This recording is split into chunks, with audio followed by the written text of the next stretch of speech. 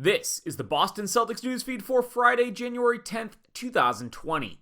Reporting from Pittsfield, Massachusetts, I am Mike Walsh for CLNS Media, the leading online provider of audio-video content for the NBA's winningest franchise. A full game from Kemba Walker still wasn't enough to get the Celtics out of this mini-funk. Boston dropped its third straight game on Thursday night, 109-98 in Philadelphia. The C's exit a tough schedule run of 5 games in 7 days at 2-3, but there's still no reprieve in sight. Boston is going to have to play every other day from now until the All-Star break. They have one more back-to-back wedged in there as well. This loss against divisional rival Philly hurts particularly bad because the Celtics were in front by as many as 15 in the first half and had a lead early on in the fourth quarter. Even late in the fourth, though, after the Sixers had stretched their own lead out to 6, Boston felt in control of the game. Gordon Hayward and Daniel Tice scored on consecutive Celtics possessions to make it 96-94 Philly with about 4 minutes to play, but then Boston did not score again until the 129 mark when Marcus Smart's layup cut the Sixers' lead to 105-96. For the Celtics, that stretch of 2.5 minutes went missed a three-pointer, delay of game, committed a shooting foul, then a turnover, committed a loose ball foul, missed a layup, and then missed another three-pointer. The 76ers won despite playing without Joel Embiid, who suffered a bad finger dislocation on Monday. Now it looks like he's actually going to have to require surgery on that finger. He'll be out, or at least reevaluate in 1 to 2 weeks. Of course, that just freed up former Celtic Al Horford, who scored 17 points. That's Horford's highest point total since December 2nd. Horford added 8 rebounds, 6 assists, and 2 blocks in a vintage performance.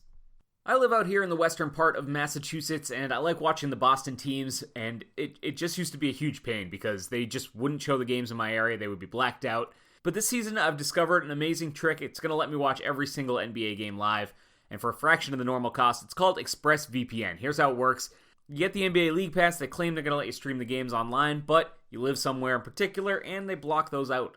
So what do? I fire up ExpressVPN and use it to change my location to a different country. That's going to bypass the blackout. And at this point of the season, NBA League Pass is a fraction of what it normally is. And by using my special link today, you're going to get 3 months free at expressvpn.com/BCN. For 3 months free with a 1-year package, visit expressvpn.com/BCN to learn more. On the night, it was Josh Richardson with the hot hand, scoring 29 points to lead Philadelphia. Ben Simmons went for 19 points and 9 assists. Boston got excellent play from its guards, but the rest of the roster could not get it done. Kemba Walker had 26 points in his first complete game of 2020. Marcus Smart notched 24 points off the bench, meaning the two scored more than half of the Celtics' points. Jason Tatum had 15 with 10 rebounds, but no one else reached double figures in scoring. Speaking of Tatum, he and Jaylen Brown were ice cold for the second straight night. Tatum shot 4 of 13, while Brown had a brutal night, going 2 of 12 with 0 free throw attempts. Boston was out-rebounded in this one by 10 and got to the foul line just 8 times total. The Celtics had 14 turnovers against just 17 assists.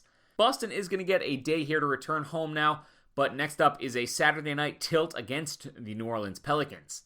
Keep tuned to CLNSmedia.com and YouTube page, youtube.com/CLNSmedia for that one. We'll have complete pre- and post-game coverage from the team at TD Garden. Be sure to subscribe to the Boston Celtics newsfeed as well wherever you get your podcasts, and until next time, for the CLNS Media Network, this has been Mike Walsh.